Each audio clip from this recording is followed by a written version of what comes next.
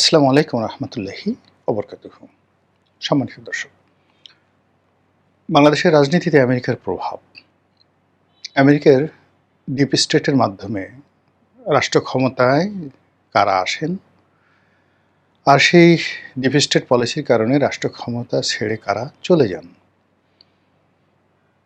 কারা ক্ষমতা হারান, ক্ষমতাহারী ইমরান খানের মতো জেলখানাতে যান, অথবা শেখ হাসিনার মতো দিল্লিতে আশ্রয় নেন, অথবা বাশার আল আসাদের মতো রাশিয়াতে গিয়ে আশ্রয় নেন। আবার অন্যদিকে আমেরিকার দাবিদার হয়ে হামিদ কারজাই হন, কিংবা ধরুন এখন অসীম মুনির থেকে শুরু করে পাকিস্তানের যিনি প্রধানমন্ত্রী রয়েছেন শাহবাজ শরীফ, কত সহজে সেই শাহবাজ শরীফ হওয়া যায়, এগুলো নিয়ে কিন্তু এখন বাংলাদেশে ভীষণ রকম আলোচনা হচ্ছে। তুলনামূলকভাবে একটু কম হচ্ছে এই কারণে যে আমেরিকা এবং ইরানের মধ্যে সংগঠিত যুদ্ধে আমেরিকা নানাভাবে নাস্তানাবুদ হচ্ছে। এই যুদ্ধের পরিসমাপ্তি কিভাবে হবে আজকের দিন পর্যন্ত আমরা জানি না। আজকে যখন এই ভিডিওটি করছি ঠিক সেই সময়টিতে পাকিস্তানে আমেরিকা এবং ইরানের যারা রাজনৈতিক নেতৃবৃন্দ তারা বৈঠকে বসেছেন, কিন্তু মুখোমুখি নন। এখনও সরাসরি তারা একে অপরের সঙ্গে কথা বলা করমর্দন করছেন না। অন্যদিকে পাকিস্তানের প্রতিরক্ষা মন্ত্রী তিনি বিশ্ববাসীকে জানিয়েছেন যে ইরান এবং আমেরিকার মধ্যে সমঝোতা হচ্ছে কি হচ্ছে না এই বিষয়ে যেন কোনো মন গড়া শব্দ, কোনো মন গড়া বাক্য, কোনো সংবাদ মাধ্যম প্রচার না করে, তাহলে সারা বিশ্ব বিপদে পড়ে যাবে। যে কোনো একটি ভুল তথ্য এই সমঝোতার যে উদ্যোগ এটিকে ভেস্তে দিতে পারে। তো যেটা বলছিলাম, ইরান এবং আমেরিকার এই যুদ্ধটা যদি সংগঠিত না হতো, বাংলাদেশে আমেরিকার যে তাণ্ডব, সেই তাণ্ডব আমরা হাড়ে হাড়ে টের পেতাম, যেভাবে এখন টের পাচ্ছে ল্যাটিন আমেরিকার দেশ ভেনিজুয়েলা। সে দেশের প্রধানমন্ত্রী নয়, সে দেশের রাষ্ট্রপতি মাদুরো, তাকে যেভাবে অ্যারেস্ট করে নিয়ে যাওয়া হয়েছে, তুলে নিয়ে যাওয়া হয়েছে, এটা কেবল সিনেমাতেই সম্ভব, জেমস বন্ড সিনেমাতে সম্ভব। ঠিক একই কাঁধে তাকে তুলে নেওয়া হয়েছে। কিংবা যেভাবে ইরানের উপর আক্রমণ চালিয়ে তাদের প্রধান ধর্মীয় নেতা আয়াতুল্লাহ আলী খামেনিকে যেভাবে হত্যা করা হয়েছে, এবং এই হত্যা করার আগে প্রায় 2 বছর ধরে তারা ঘোষণা দিয়েছে যে তারা ইরানের সর্বোচ্চ নেতাকে হত্যা করবে, এবং সেই কাজ তারা করে ফেলেছে। কিন্তু সরাসরি যুদ্ধে জড়ানোর পর প্রকৃতি, পরিবেশ, ইরানের জনগণের মনোবল এবং সেখানকার সামরিক বাহিনীর রণকৌশল, সর্বোপরি হরমুজ প্রণালীর মতো একটি প্রাকৃতিক যে সম্পদ, বা যেটাকে বলা হয় একটা অমোঘ মারণাস্ত্র, একটি উত্তম ব্রহ্মাস্ত্র, যেটিকে আল্লাহ রাব্বুল আলামিন ইরানকে দান করেছেন। এই হরমুজ প্রণালী ব্যবহার করে ইরান যেভাবে এই যুদ্ধের সমস্ত গতিপথ পাল্টে দিয়েছে, যদি সেটি না হতো তাহলে আমেরিকা নিয়ে বাংলাদেশে যে সকল আলাপ আলোচনা হচ্ছে সেই সকল আলাপ আলোচনা অনেক অনেক বেশি হতো। আমেরিকা যে সকল দেশকে টার্গেট করেছে, যে সকল ব্যক্তিকে টার্গেট করেছে, যে সকল রাষ্ট্র এবং সরকার প্রধানকে টার্গেট করেছে গত 70 বছরে, তারা সবাই ভ্যানিশ হয়ে গেছে। সেই দেশ সার্বভৌমত্ব সবকিছু তছনছ হয়ে গেছে। এমনকি তাদের যারা বন্ধু, দীর্ঘদিন তাদের যারা বন্ধু, কোনো কারণে তাদের যদি সন্দেহ হয় যে এই বন্ধুটি আর আগের মতো কাজ করছে না, তখন তারা সরিয়ে দেয়, যেভাবে সৌদি আরবের বাদশা ফাইসালকে তারা মেরে ফেলেছিল। তো বাংলাদেশে আমেরিকার যে দাপট, এটি আমরা আসলে প্রথম দিকে টের পাইনি। যখন আমি নিজে সংসদ সদস্য ছিলাম, তখন আরও অনেকের মতো আমেরিকার সঙ্গে আমারও ভালো সম্পর্ক ছিল। আমেরিকার রাষ্ট্রদূত কিংবা আমেরিকার ফেলোশিপ নিয়ে সে দেশে যাওয়া, সে দেশে ভ্রমণ করা, এই সুযোগ আমার হয়েছে। কিন্তু তারপরেও আমেরিকা সম্পর্কে যে নেতিবাচক চিন্তা চেতনা, সেই নেতিবাচক চিন্তা চেতনা করার সুযোগ আমার ১ম হয় ড্যান ডব্লিউ মজীনার জামানাতে, যখন তিনি রাষ্ট্রদূত ছিলেন। ওই সময়টাতে শেখ হাসিনা মূলত ড্যান ডব্লিউ মজীনার সঙ্গে খুব খারাপ আচরণ করতেন। তিনি তাকে সেই কোনো সরকারি অফিসে ঢুকতে দিতেন না, এবং বাংলাদেশ সরকারের সকল কর্মকর্তা কর্মচারী, এমনকি এদেশে যারা তথাকথিত আমেরিকার এজেন্ট, তাবেদার বা ডিপ স্টেটের এজেন্ট রয়েছে, তারা সকলেই সরকারের কড়া নজরিতে ছিল যে কেউ যদি আমেরিকান রাষ্ট্রদূতের সঙ্গে দেখা সাক্ষাৎ করে, তাদের সকলের উপর শেখ হাসিনার খড়ক নেমে আসতো। এটা আমার ভালো লাগতো না। আমি মনে করতাম যে এটা একটা অন্যায় হয়েছে। কিন্তু যে কোনো একটা ব্যক্তিগত কারণে যখন এই ড্যান ডব্লিউ মজীনা বা মার্কিন রাষ্ট্রদূত, এদের আসল চেহারাটা আমি দেখতে পেলাম, যে গণতন্ত্র বলতে তারা যা বোঝায় এটি কেবলমাত্র পাঠ্যপুস্তকে রয়েছে, এবং যখন তাদের স্বার্থের অনুকূলে আসে তখনই তারা কেবলমাত্র গণতন্ত্র রক্ষা করে বা গণতন্ত্রের পক্ষে বলে। আদারওয়াইজ তারা উত্তর কোরিয়ার প্রেসিডেন্ট কিম কিংবা ভ্লাদিমির পুতিন, এদের চাইতেও এরা যার যার অবস্থানে জঘন্য।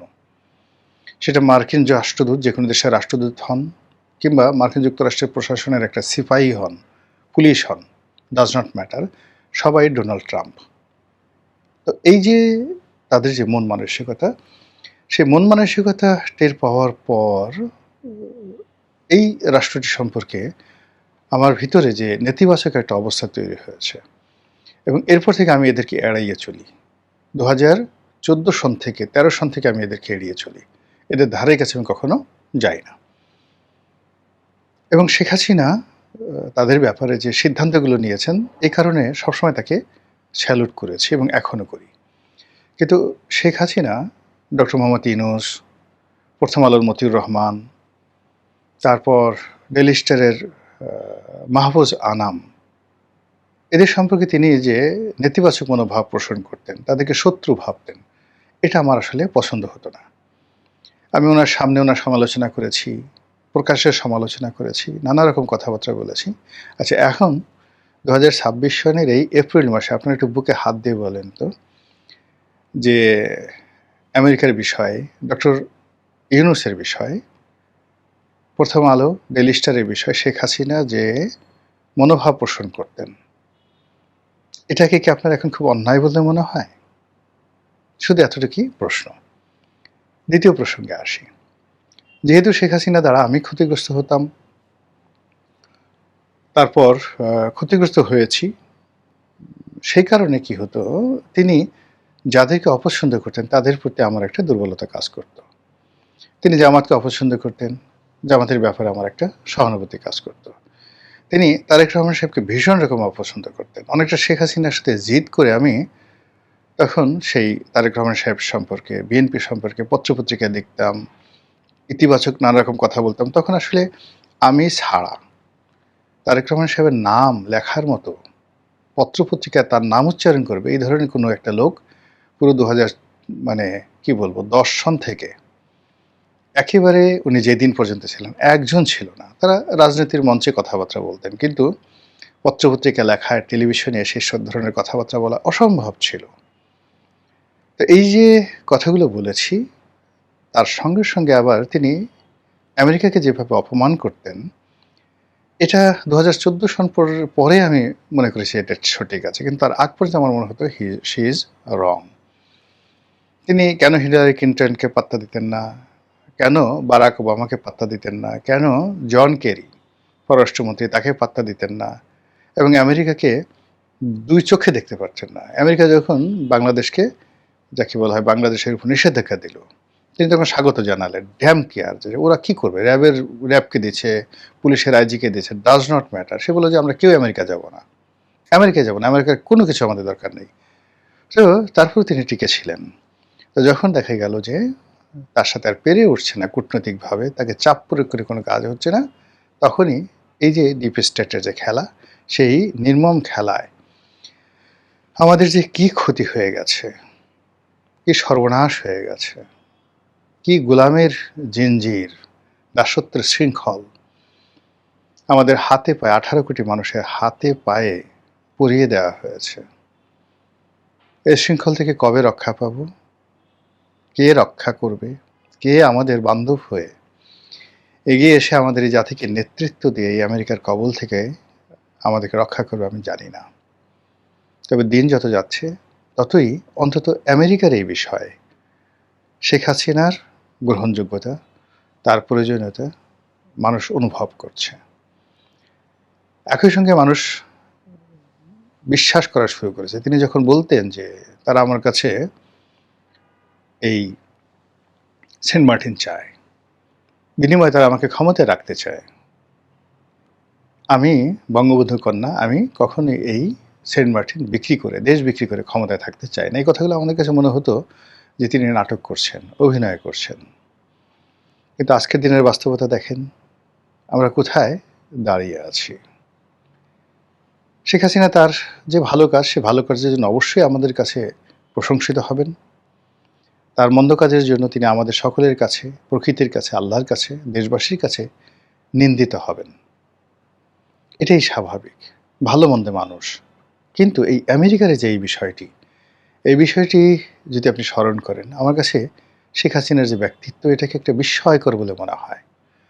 অসাধারণ তার বাগ্মিতা, অসাধারণ তার সাহস, অসাধারণ তার কৌশল, অসাধারণ তার ডিপ্লোম্যাসি। এর কারণ হলে এটা শুধু মুখে ঘোষণা দিলে হবে না। আমেরিকা যখন বলছে যে শেখ হাসিনাকে ক্ষমতাচ্যুত করবে, তিনি জানতেন প্রতিটি মুহূর্তে তার ভয় ছিল তাকে মেরে ফেলা হবে। প্রতিটি মুহূর্তে এই যে 2024 সনের জুলাই আগস্টে যে ঘটনা ঘটেছে, এটা 2014 সনে তার জীবনে ঘটতে পারত। এই 10টা বছর তিনি আমেরিকার মৃত্যু পরোয়ানা নিয়ে এই বাংলাদেশে ঘুরে বেরিয়েছেন, কিন্তু কাউকে বুঝতে দেননি। আজকে আমাদের এই সরকারের যে কষ্ট, অভাব, অভিযোগ, এই অভাব অভিযোগ অনেকগুলো কৃত্রিম। আমেরিকার ডিপ স্টেটের এজেন্টরা এখনও তৎপর। তারা সরকারকে ভয় দেখিয়ে ইউনূস সরকারের জমানাতে যে সকল চুক্তি হয়েছে সে সকল চুক্তি বাস্তবায়ন করার চেষ্টা করছেন। এই ভয় শেখ হাসিনার জমানাতে ছিল। বিশ্বব্যাংককে দিয়ে, IMF-কে দিয়ে, ডিপ স্টেটের বাংলাদেশে যে সকল শক্তিশালী মাধ্যম রয়েছে তাদেরকে কিচেন ক্যাবিনেটে পাঠিয়ে দেওয়া হয়েছে। সে এমনকি শেখ হাসিনার ঘরের মধ্যে পাঠিয়ে দেওয়া হয়েছে। শেখ হাসিনা যখন বিদেশে গেছেন তখন সে বিদেশে তাকে আক্রমণ করা হয়েছে। কিন্তু তিনি এই যে সাহস নিয়ে দাঁড়িয়েছিলেন, আর সে সাহসের পেছনে দেশে এবং বিদেশে তিনি বন্ধু তৈরি করে ফেলেছিলেন, কূটনৈতিক বন্ধু। কাতারের আমিরের সঙ্গে তার পারিবারিক সম্পর্ক ছিল, চীনের সঙ্গে তার সম্পর্ক ভালো ছিল, ভারতের সঙ্গে তার সম্পর্ক ভালো ছিল, সৌদি আরবের এই যে মোহাম্মদ বিন সালমান, তার সঙ্গে সম্পর্ক ভালো ছিল। এমনকি জো বাইডেনের সঙ্গে এবং পুতিনের সঙ্গে সমভাবে একটি সম্পর্ক গড়ে তুলেছিলেন ব্যক্তিগতভাবে। যদিও আমেরিকা রাষ্ট্রগতভাবে তার বিরুদ্ধে ছিল, কিন্তু ইন পার্সন মার্কিন যে লবিস্ট গ্রুপ দ্বারা তিনি ক্ষমতার যে জায়গাগুলো সেখানে যথাসম্ভব নিউট্রাল করার চেষ্টা করেছিলেন। আমাদের এই সময়টিতে বর্তমান প্রধানমন্ত্রীকে অন্তত এই একটি বিষয় আমি বলবো, যদি তিনি শেখ হাসিনার মতো দৃঢ় হতে পারেন, সাহসী হতে পারেন, কিন্তু আমি চাই তিনি আরও ভালো করেন, শেখ হাসিনা সে আরও ভালো করেন। এই মার্কিন যে চুক্তি, এই চুক্তি থেকে বের হয়ে আসুন, এই চুক্তিকে প্রতিহত করুন, যা হবার হবে। ক্ষমতায় থাকলেই মানুষ চিরঞ্জীব হয় না, ক্ষমতায় থাকলেই মানুষ সুখী হয় না। অনেক মানুষ মরে গিয়েও অমরত্ব লাভ করে। আপনার মায়ের দিকে তাকিয়ে দেখুন, এত কষ্টের পরও এই পৃথিবী তাকে কি দিয়েছে, এই বাংলাদেশ তাকে কি দিয়েছে? সম্মান এবং মর্যাদায় তার যে মৃত্যু হয়েছে, তার স্বামীর পাশে তার যে কবর হয়েছে, এটা তার সততার পুরস্কার, তার সাহসের পুরস্কার। তো সেইভাবে ডক্টর মোহাম্মদ ইউনূস যে কাজগুলো করে গেছেন, সেই কাজগুলো যে তারেক রহমান সাহেবকে করতে হবে, নট লাইক দ্যাট। মূলত তারেক রহমান সাহেবের যে দেশপ্রেম, এটা জাগ্রত করানোর জন্য, তার সাহস যোগানোর জন্য, শেখ হাসিনার প্রসঙ্গ তুলে তাকে ঈর্ষান্বিত করার জন্য মূলত কথাগুলো বললাম। মহান আল্লাহ এদেশে কল্যাণ করুন, এদেশকে স্বাধীন এবং সার্বভৌম রাখুন, এই প্রার্থনা করছি। আসসালামু আলাইকুম ওয়া রাহমাতুল্লাহি ওয়া বারাকাতুহু।